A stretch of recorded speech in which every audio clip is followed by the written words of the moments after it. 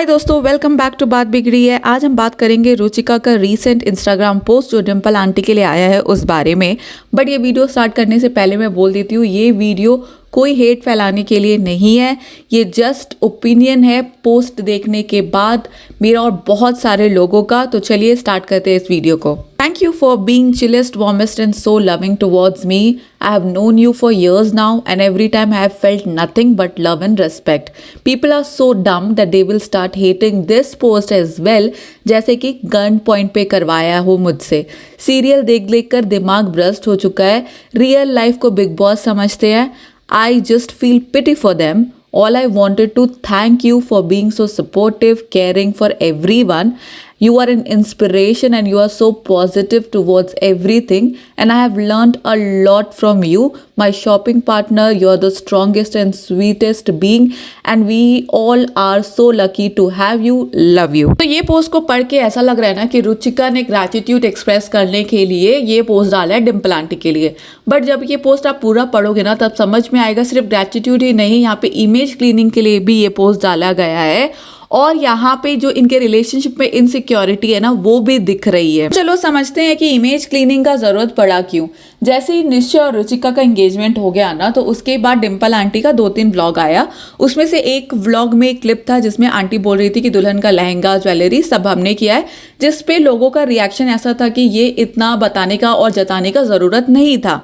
दूसरा बात एक और क्लिप था जिसमें डिम्पल आंटी एक किचन में खड़ी है और अभिषेक एक टास्क दिया था निश्चय को और रुचिका को कि वो लोग क्रेडिट कार्ड का अनलिमिटेड है और वो लोग कुछ भी शॉपिंग कर सकते हैं।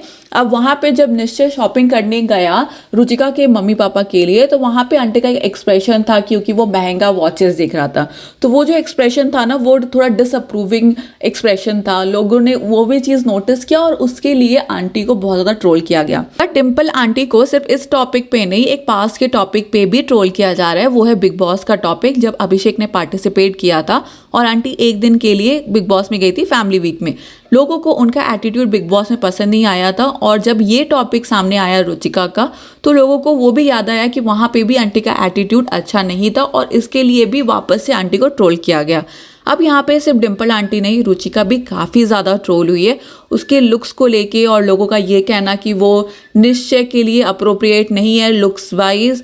तो ये सारा बॉडी शेमिंग ना रुचिका को भी बहुत ज़्यादा किया गया है। तो यहाँ पे मैं बोलूँ तो पूरे फैमिली में 2 लोगों को काफ़ी ज़्यादा ट्रोल किया गया। तो रुचिका और आंटी में से ट्रोलिंग का अगर किसी को एक्सपीरियंस है ना थोड़ा भी तो वो डिम्पल आंटी को है, रुचिका को नहीं है। क्योंकि डिम्पल आंटी को ट्रोल किया गया था बिग बॉस के टाइम पे भी, but Ruchika is completely new to vlogs and everything, तो वहाँ पे उसको बिल्कुल एक्सपीरियंस नहीं है। बट रुचिका का यहाँ पे पोस्ट आ गया आंटी को डिफेंड करते हुए और आंटी का कोई सच पोस्ट अभी तक तो नहीं आया है। यहाँ पे डेफिनेटली निश्चय और अभिषेक ने डिफेंड किया था अपने व्लॉग्स में रुचिका को, बट आंटी की तरफ से ऐसा कुछ नहीं आया। तो ये पोस्ट पढ़ के ना ऐसा लग रहा है कि रुचिका डिम्पल आंटी को प्लीज़ करने का कोशिश कर रही है, क्योंकि ये पोस्ट में लोग क्या सोचेंगे या लोग क्या सोच रहे हैं ये फैक्टर बहुत ज़्यादा है। रुचिका का जो ग्रैटिट्यूड है वो डेफिनेटली जेन्युइन होगा आंटी की तरफ, बट जब आप ऑडियंस को इतना डायरेक्टली इन्वॉल्व कर रहे हो ना तो ये डेफिनेटली ऐसा दिख रहा है कि आपका रिलेशनशिप में इनसिक्योरिटी है और आप आंटी को प्लीज़ करने की कोशिश में ये पोस्ट डाल रहे हो लोगों को दिखाने के लिए। अगर किसी रिलेशनशिप में आपको इतना एक्सप्लेनेशन देना पड़े वो भी आउटसाइडर्स को कंसिडर करके, आउटसाइडर्स के सामने, तो इसका मतलब रिलेशनशिप में खुद ही कॉन्फिडेंस की कमी है। अब ये जो पोस्ट है ना ये सिर्फ आंटी के लिए नहीं था, बट ऐसा लग रहा है कि दुनिया को कन्विंस करने के लिए लिखा गया था कि सब कुछ परफेक्ट है। लेकिन ऑनेस्टली आप जितना इस चीज़ को एक्सप्लेन करोगे ना उतना ही लोग जज करेंगे। और अगर अभी इतना इनसिक्योरिटी है तो शादी के बाद तो ये इनसिक्योरिटी और भी बढ़ सकता है। अभी माँ के लिए पोस्ट आया, फ्यूचर में अगर प्रेरणा के साथ कोई मिसअंडरस्टैंडिंग होता है तो उसके लिए भी पोस्ट आएगा। बट अगर आपका रिलेशनशिप स्ट्रांग है तो ये सब चीज़ प्रूव करने का ज़रूरत नहीं है, आपको एक्सप्लेन करते हुए पोस्ट डालने का ज़रूरत नहीं पड़। एक और चीज़, अगर सोशल मीडिया पे सब कुछ परफेक्ट है ये दिखाने का ज़रूरत पड़ रहा है तो क्या वो परफेक्शन सच में एग्जिस्ट कर रहा है? अगर रियल में सब कुछ अच्छा है तो वो व्लॉग डिलीट करने का या प्राइवेट करने का क्या ज़रूरत था, और ये पोस्ट डाल के इतना जस्टिफिकेशन देने का भी क्या ज़रूरत था। मेरे ओपिनियन में रुचिका एक ग्रैटिट्यूड पोस्ट डालना चाह रही थी आंटी के लिए, बट उसके पीछे का इनसिक्योरिटी और सोशल प्रेशर है ना, वो भी क्लियरली दिखाई दे रहा है।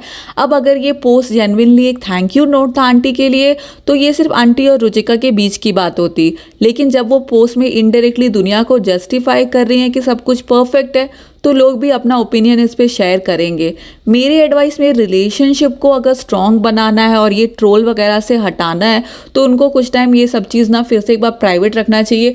बट अगर वो पब्लिक में सब कुछ रख रहे हैं तो लोग कुछ चीज़ अगर नोटिस करेंगे तो उसके ऊपर ओपिनियन देंगे। बट आप लोगों को क्या लगता है, ये जो पोस्ट था ये एक जेन्युइन थैंक यू नोट था या फिर ये इनसिक्योरिटी का प्रूफ है? कमेंट बॉक्स में ज़रूर शेयर करना, और अगर वीडियो पसंद आए तो लाइक करना बिल्कुल भी मत भूलना। आप लोग सब्सक्राइब अभी तक अगर नहीं किए हो तो प्लीज़ कर दो। चलिए मिलते हैं अगले वीडियो में। कोई स्पेसिफिक टॉपिक पे अगर आपको वीडियो चाहिए तो वो भी आप कमेंट बॉक्स में मेंशन कर देना। तब तक के लिए stay secure, stay real, stay safe, bye.